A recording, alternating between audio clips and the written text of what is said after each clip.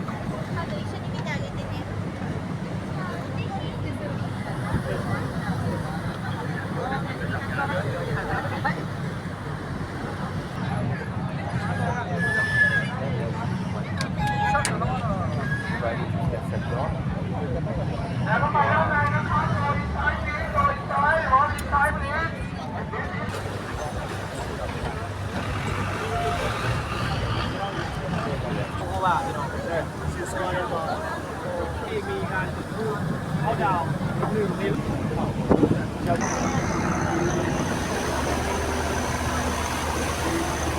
ดูน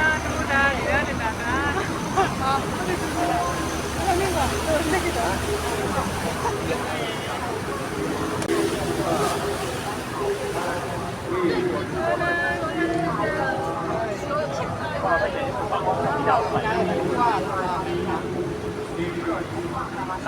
ู